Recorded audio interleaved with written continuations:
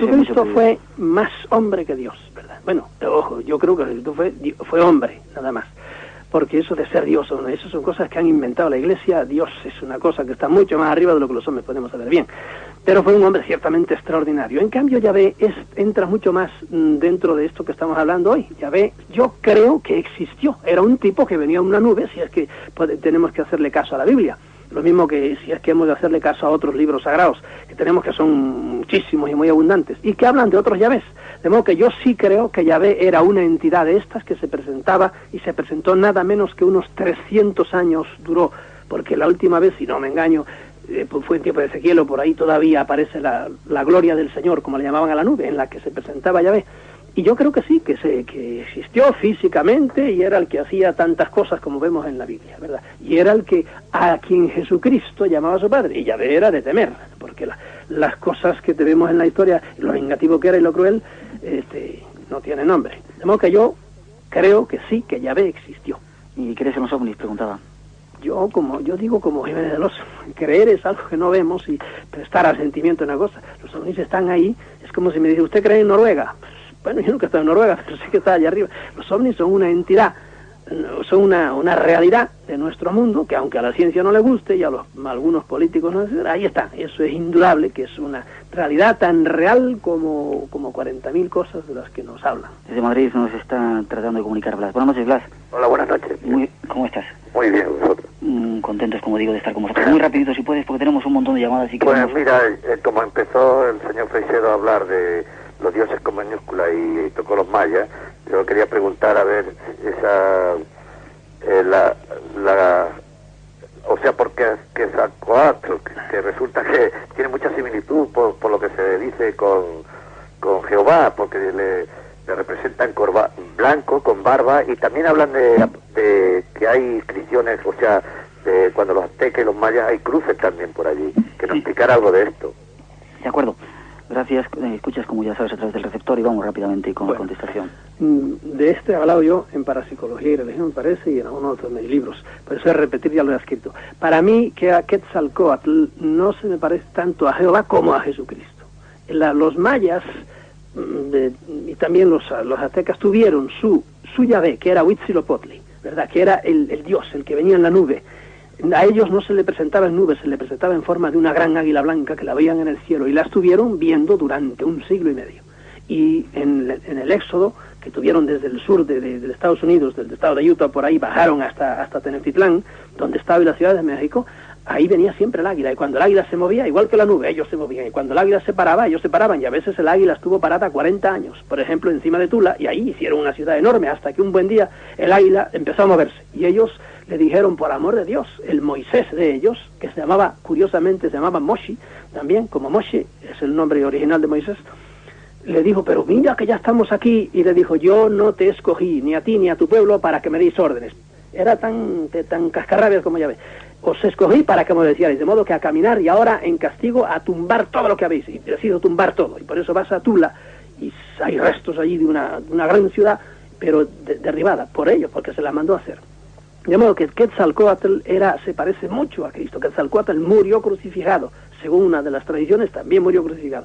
Y fue el que era el hijo del otro, ¿verdad? Era el que lo representaba. Y apareció de una manera rara y se fue de una manera rara y fue el que les enseñó, etcétera, etcétera, el que los salvó, entre comillas, o redimió.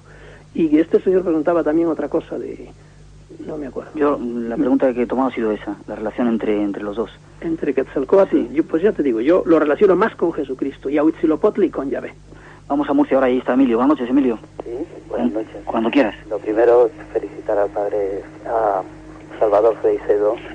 Perdone por lo de padre. No, yo no perdono, así hay gente que se lo esconde por ahí. No, yo fui jesuita 30 años y aquí esto no me lo quita nadie. No, felicitarlo por el trabajo que está haciendo, me parece magnífico.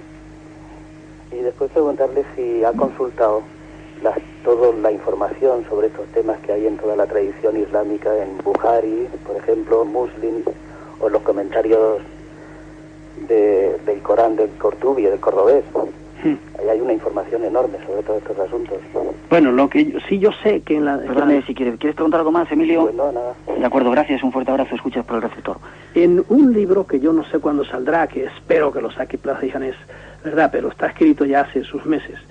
Le dedico un capítulo se llama los jinas islámicos, o los jins islámicos. Yo sé que en la literatura islámica se tratan estos temas de una manera mucho más interesante de lo que se tratan en nuestra Biblia, diríamos. Aunque nuestra Biblia, según los santos teólogos, no es para tratar estas cosas, pero de hecho ahí están las cosas que hay escritas. Bueno, pues las cosas de la Biblia son menos interesantes, o la concepción que hay de estas entidades en el Islam es mucho más certera. A mí me viene mucho mejor, indudablemente, que lo que hay en el cristianismo. Y le dedico un larguísimo capítulo a los jinas islámicos. Yo ciertamente no soy ningún experto. Aquí me he seguido la trayectoria que me trazó, diríamos, mi gran amigo Gordon Creighton, que ese sí lee el árabe como el inglés, y publicó unas cosas muy interesantes, y yo entonces lo que he hecho es comentar todo lo que él hace, de modo que en el libro mío, que espero que se publique plácidamente, se llamará Ellos, de aquí a unos cuantos meses, a este señor le diría que leyera todo lo que yo puedo decir sobre la literatura islámica. Vamos ahora a Murcia. Paco, buenas noches. Buenas noches. Cuando quieras. Pues bueno, desechando una pequeña contradicción de nuestro invitado, que ha recurrido a las ondas electromagnéticas, a Einstein, a Pasteur, para una serie de explicaciones, cuando al inicio del programa ha descalificado a la ciencia por inepta, por no saber del tema de esta noche, yo pregunto, si la hipótesis de Salvador Freixedo es la existencia de seres o entidades superiores, y la tesis es su influencia en nuestras vidas, ¿cuáles son los axiomas o verdades del sentido común que conducen de dicha hipótesis a la tesis? Me gustaría oír una breve relación de hechos objetivos de los tiempos actuales que coadyuven a creer en esos seres o entidades, vamos. Muchas gracias y escucho por la radio. Gracias, Paco. Bueno. Ha puesto la cosa en términos demasiado filosóficos y demasiado rápido. Yo le diría, con toda modestia, que todo lo que yo le podía decir de eso está en el libro mío, Defendámonos de los dioses, que tiene 300 páginas, o que ahí yo es donde puedo decir con calma, capítulo tras capítulo, y no aquí, ahorrado aquí por Miguel Blanco, decir en 2 minutos dilo. Yo digo que la gran prueba de mi tesis está en la horrenda historia humana. El hombre es, claro, hay muchas otras pruebas, sobre todo de hechos diarios, que desconoce la ciencia. Luego hablamos esto de que yo descalifico a la ciencia. Hay 1000 hechos diarios que no tienen explicación y siguen sin tener explicación, y la ciencia, las autoridades, etcétera, lo echan para un lado y se acabó, y sigue habiendo gente que te dice a mí me pasó esto y me pasó esto, como el señor de Vizcaya que llamó hace poco. Ahí están los hechos. Ese señor no es un estúpido, no, dice lo que le ha pasado, y como él hay 40 del mundo entero de otros hechos totalmente diferentes, pero que no son de este mundo. Entonces, ¿qué tenemos que hacer con eso? ¿Olvidarnos de ello? No. Ahora, voy a mi gran prueba, es la horrenda historia humana. ¿Cómo es posible que el hombre no deje de pelear, siendo racional como es? ¿Por qué? Porque, yo lo deduzco, hay entidades a las cuales conozco por muchos hechos de estos particulares que se interesan en que el hombre siga peleando. ¿Y cómo es posible que, habiendo llegado a un nivel como hemos llegado de civilización y de esto y de electrónica por todas partes, estemos a punto otra vez, primero estemos usando todos los grandes inventos para acabar con nosotros mismos, y estemos a punto otra vez de degollarnos con las guerras de las galaxias y por ahí? Bien, lo que me dice el señor, yo no hay, me parece, ninguna contradicción en que yo cite a Einstein ni nada de eso, porque las ondas electromagnéticas, todo el mundo de los cuantos, todo el mundo de la física de campos, etcétera, eso no es propiedad exclusiva de los señores científicos, es una cosa que está ahí, ellos la investigan, se les agradece muchísimo, pero los demás tenemos también cabeza para leer esas cosas.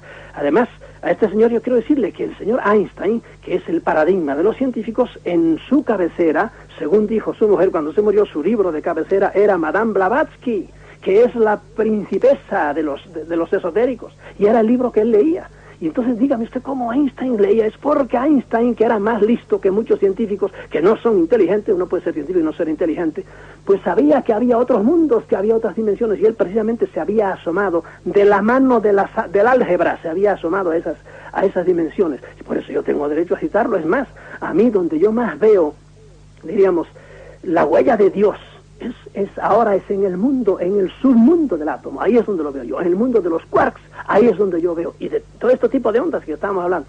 Y no le dejo que solo ellos pueden hablar, no, los científicos que sigan inventando cosas, les estaré muy agradecido, y que me dejen a mí también usar mi cabeza.